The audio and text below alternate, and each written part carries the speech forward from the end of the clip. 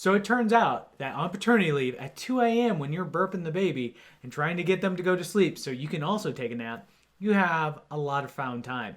And what I use a lot of my time for this paternity leave has been for reading on books, getting better acquainted with different things. Now, I had a review not too long ago about Negotiation Genius and how I like that book. And so my friends also recommended to me this book, Never Split the Difference, and it's by a guy named Chris Voss, who was an FBI negotiator. Now, this book is meant more for negotiations in business dealings and not so much hostage negotiations, although he talks about that a lot as his real life experience.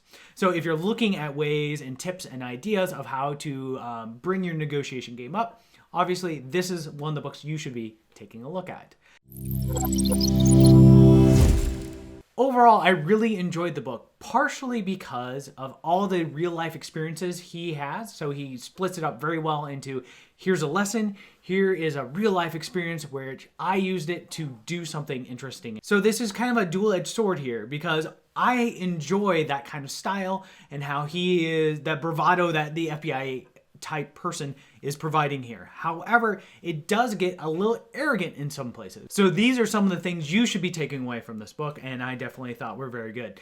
The first one, which mirrors Negotiation Genius, is always be listening. Be very attentive to what the other person is saying and bringing out information from them. That is one of the biggest things in both these books that keeps getting harped upon, and I keep hearing it across all the negotiation studies, is really understand where they're coming from.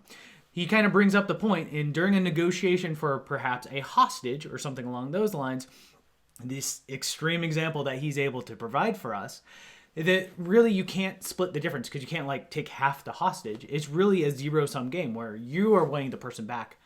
So if you really listen and understand their motivations, he brings up several examples of where he's able to provide just basically beer money for the people at the end of the day.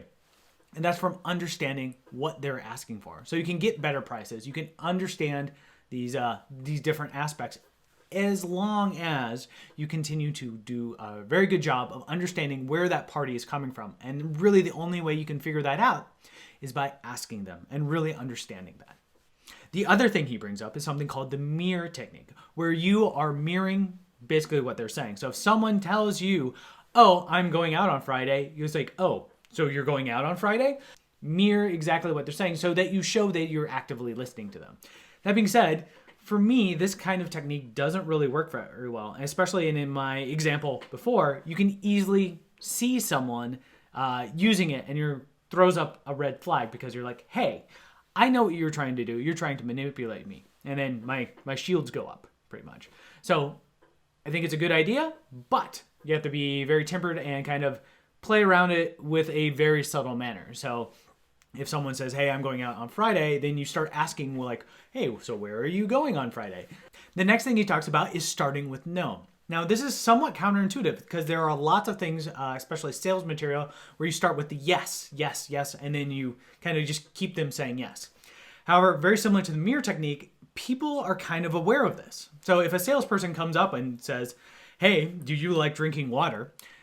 You're instantly thrown up in a guarded position and you're almost willing to say, no, in fact, I don't like drinking water. So instead, he suggests that you start off with questions which will actually lead to no, because it doesn't have that same defensive quality.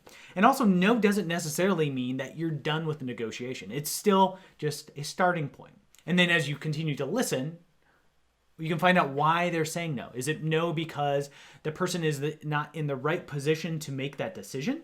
Or is it no because it will impact something that you're not really aware of kind of downstream or another priority of theirs? They also bring up this concept of the Black Swan, or something in the negotiation that is hidden that if uncovered really can change and reshape the entire intent and direction of the negotiation. They found it really important, and so important they actually named their company after it. The last technique they discuss is getting the other party to actively work on your behalf, which is really ingenious, right? They suggest doing this by saying the phrase, how am I supposed to do that?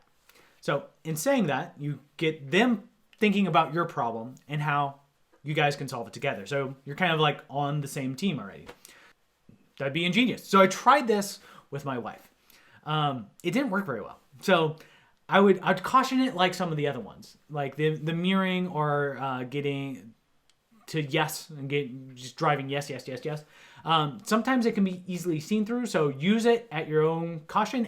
This was a really great book, and I think there's a lot of commonalities between this one and Negotiation Genius that I kind of move forward.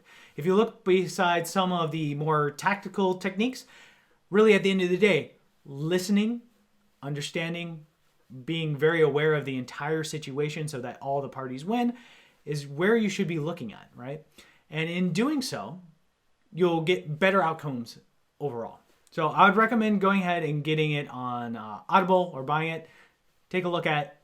And if you guys have any other books that you would recommend, please let me know. I'd be happy to take a look at those again at 2 a.m. when trying to get the little kid to go back asleep. So have a great one, and see you next time.